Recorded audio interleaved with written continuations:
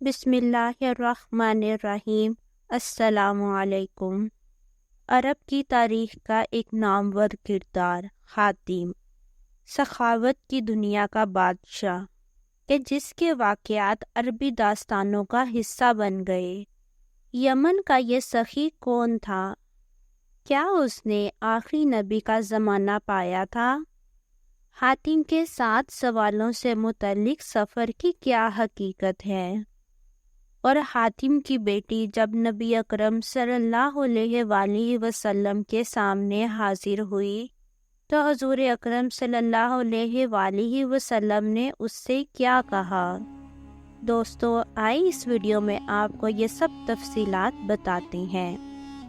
یہ ربیع الاول 9 ہجری کا سال تھا جب حضور اکرم صلی اللہ علیہ وآلہ وسلم نے حضرت علی کو 150 سپاہیوں سمیت قبلہ طہ کی طرف بھیجا، کیونکہ انہوں نے حنین کی جنگ میں مشرکین کا ساتھ دیا تھا۔ حضور اکرم صلی اللہ علیہ وآلہ وسلم نے حکم دیا کہ طائی قبیلے کا بت جس کا نام کلس تھا اسے توڑ دیا جائے۔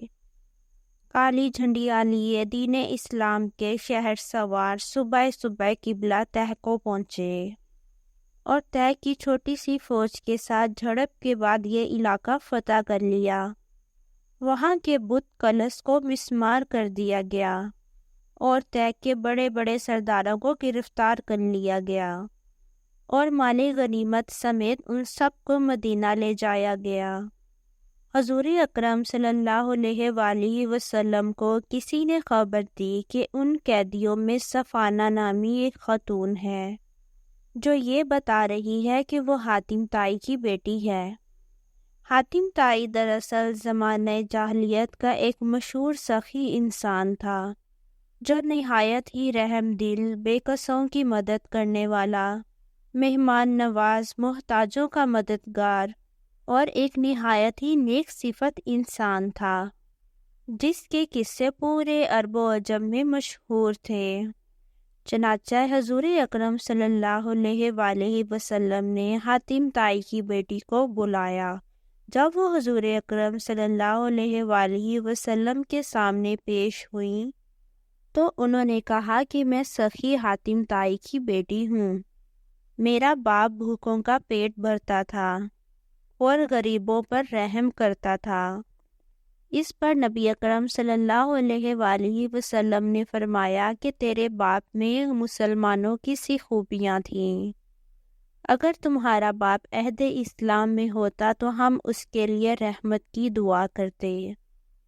یہ سن کر صفانہ بنت حاتم نے حضور اکرم صلی اللہ علیہ وآلہ وسلم سے عرض کیا کہ میری آپ سے ایک درخواست ہے، آپ اس کو قبول فرما کر مجھے شکریہ ادا کرنے کا موقع دیں۔ نبی اکرم صلی اللہ علیہ وآلہ وسلم نے فرمایا کہ وہ کیا ہے؟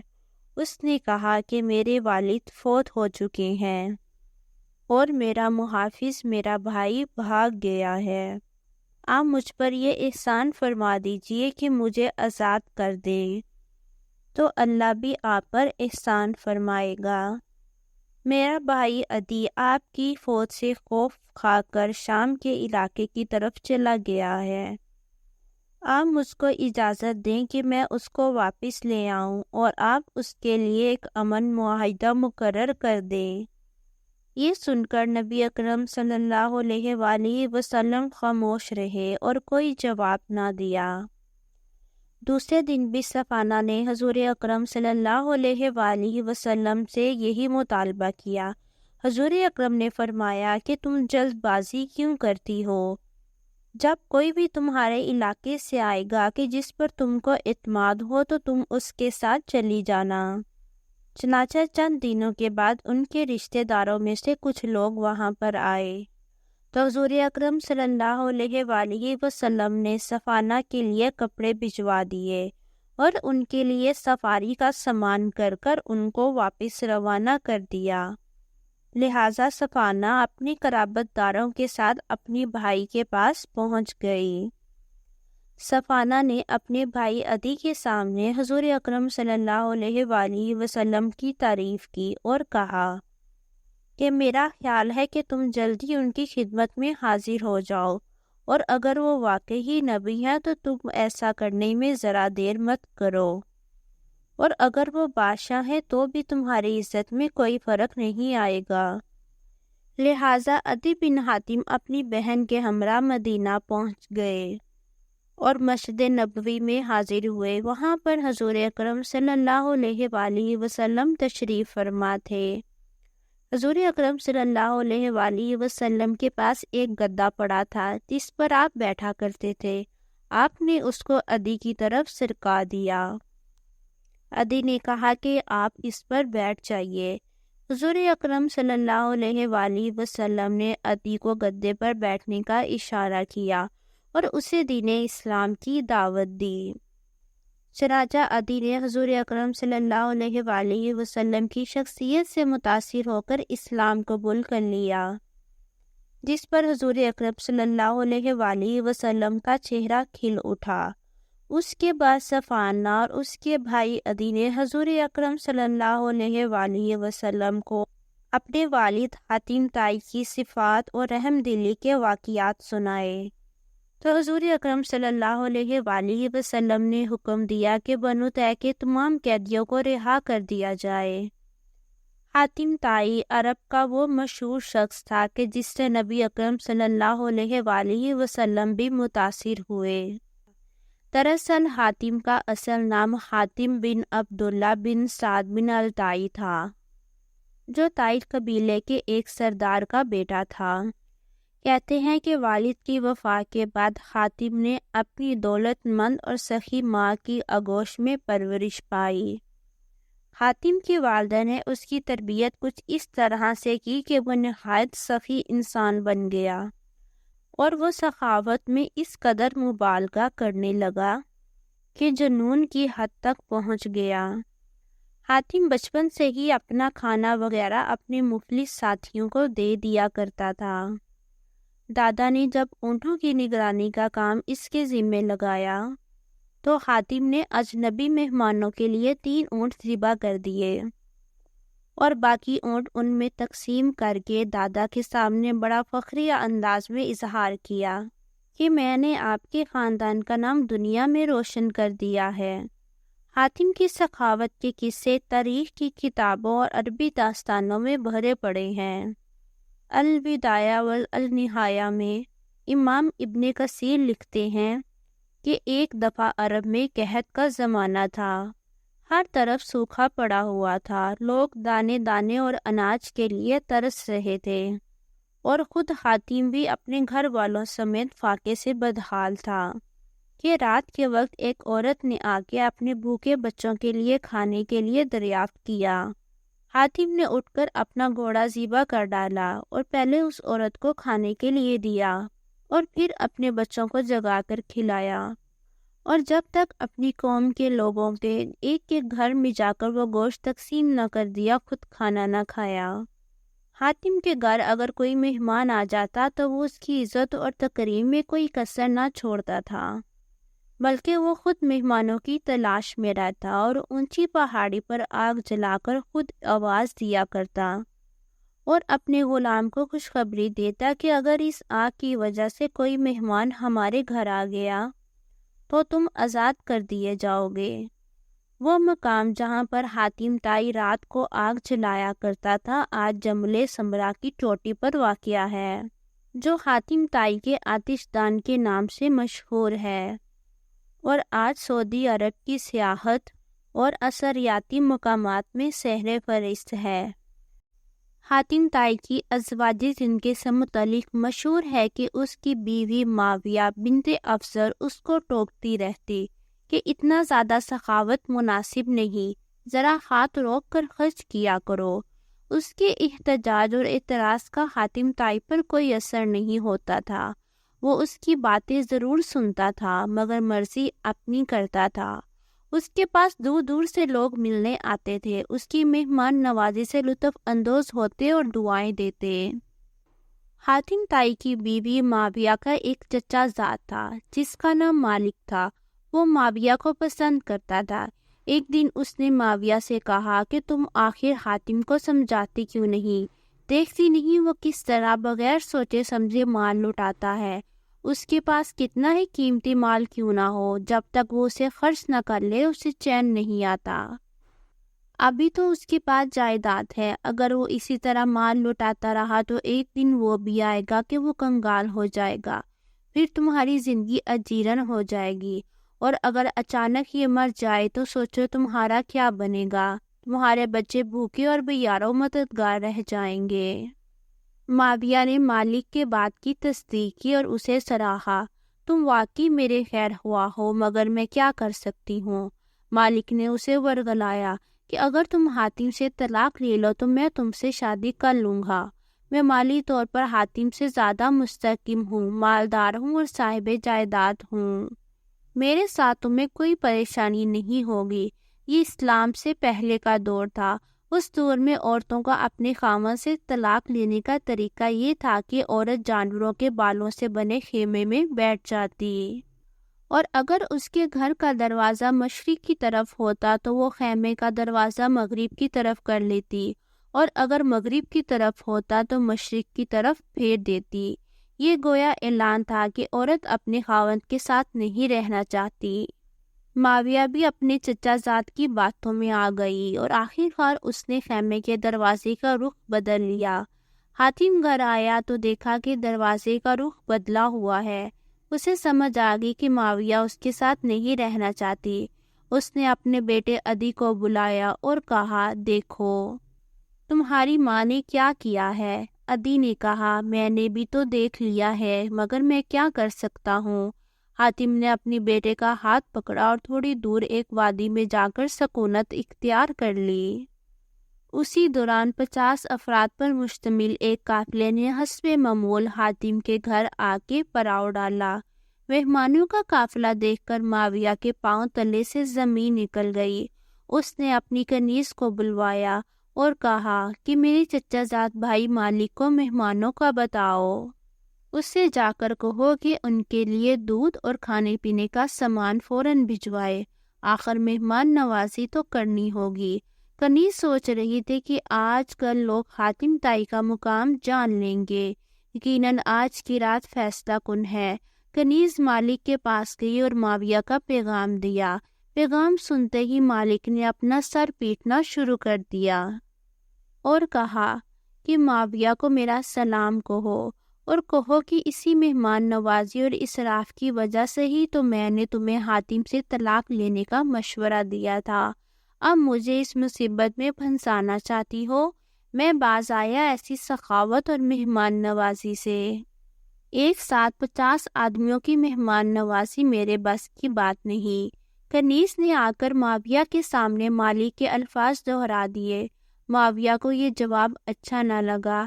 گھر میں مہمان بیٹھے تھے، آخر وہ حاتم طائی کی بیوی تھی، اس کے گھر میں ہر وقت مہمانوں کا میلہ لگا ہوتا تھا۔ معاویہ نے اپنی کنیز سے کہا کہ جاؤ، حاتم طائی اتنا دور نہیں، قریب ہی وادی میں ٹھہرا ہوا ہے، اسے بتاؤ کہ تمہارے گھر میں مہمان بھوکے پیاسے بیٹھے ہیں، ان کے کھانے کا بندوبست کرو۔ کنیز بھاگتی ہوئی وادی کی طرف گئی، دور سے حاتم طائی کو پکارا، مہمانوں کی خبر دی۔ حاتم طائی نے کہا، مہمانوں کو خوش آمدید۔ وہ بھاگتا ہوا اونٹوں کے باڑے میں آیا، 2 اونٹ کھول کر خیمے کے پاس لایا اور ان کی پچھلی ٹانگوں کے گھٹنے کاٹ ڈالے۔ اس دور میں ذبح کرنے کا یہی طریقہ تھا۔ معاویہ نے دیکھا تو زور زور سے چلانے لگی کہ یہ تم کیا کر رہے ہو؟ میں نے اسی وجہ سے تو تم سے جدائی اختیار کی تھی۔ یہ اونٹ میری اولاد کے لیے چھوڑ دو، مہمانوں کی خدمت کسی اور طریقے سے بھی ہو سکتی ہے۔ حاتم طائی نے جواب دیا، معاویہ تیرا ستیہ ناش ہو، جس ذات نے ان مہمانوں کو، تیری اولاد کو اور ساری مخلوق کو پیدا کیا ہے، وہی اس کا روزی اور رسا بھی ہے۔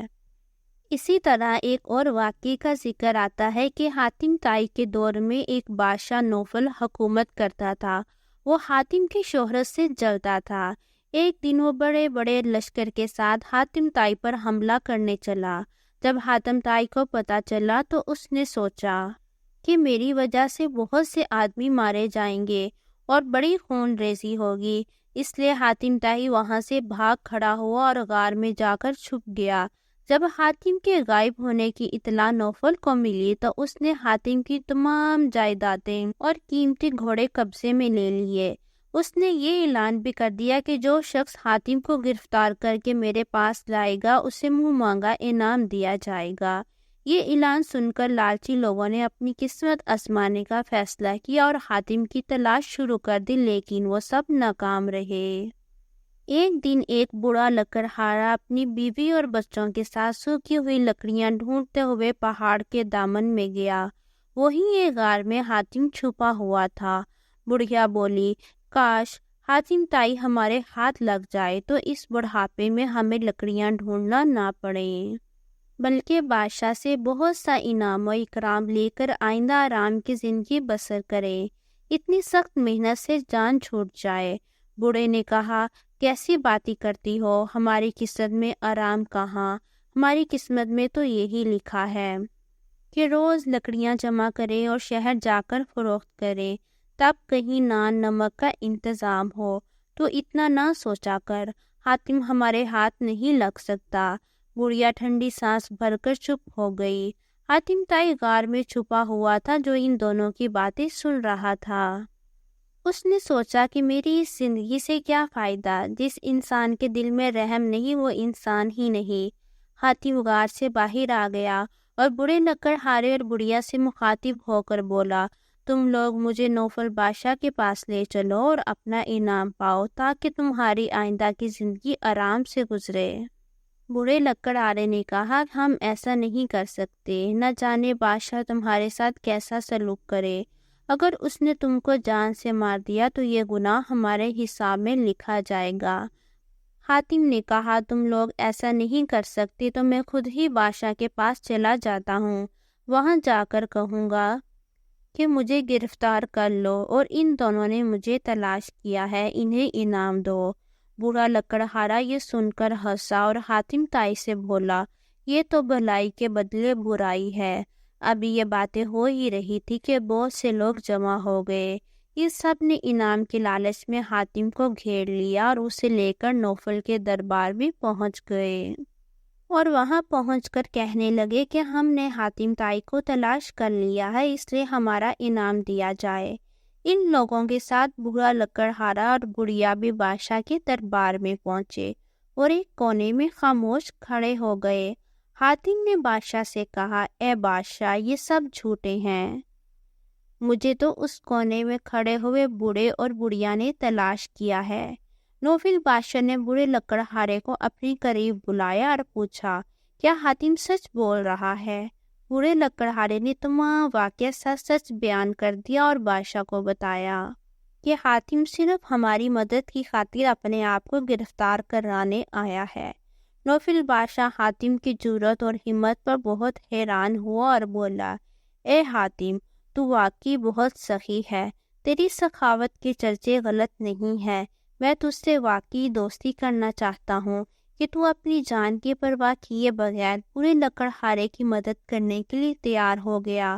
نوفل نے بوڑھے لکڑہارے کو بہت سا انعام دے کر رخصت کیا اور حاتم کو کئی دن تک شاہی مہمان بنا کر رکھا اور عزت اور تکریم کی۔ دوستو، کیا ہی خوبصورت جذبہ سخاوت کا کہ اپنی جان کی پرواہ نہ کی جائے۔ اسی طرح مشہور ہے کہ جب حاتم تائی کو کسی قیدی نے مدد کے لیے پکارا تو اس نے قیدی کی رہائی کے بدلے اس وقت تک خود کو قید کرنا منظور کر لیا کہ جب تک وہ قیدی اپنا فدیہ نہ چکا دے۔ اسی طرح بے شمار قصے حاتم کے مطابق زبان عرب میں سرد ہو گئے۔ حاتم تائی کی سخاوت کے چرچے گھر گھر میں عام ہونے لگے اور اس کی فیاضی کی داستان عرب میں ایک ضرب المثل بن گیا تھا۔ ابن عربی حاتم تائی کے متعلق کہتے ہیں کہ حاتم تائی ہر میدان میں ایک کامیاب شخص تھا، جو کہ جنگ کرتا تو غالب آ جاتا، کسی سے مقابلہ کرتا تو سبقت لے جاتا، کوئی کھیل کھیلتا تو اس میں بھی ہمیشہ جیت جاتا، اور سخی اس قدر تھا کہ جب ماہ رجب کا چاند نظر آتا تو حاتم ہر روز 10 اونٹ ذبح کرتا تھا اور لوگوں کو کھانا کھلاتا۔ حاتم تائی کی طلسماتی اور مسوق الفطری داستان قصہ حاتم طائی کے نام سے عجم اور ایران کے علاقوں میں نہایت ہی مشہور ہوا۔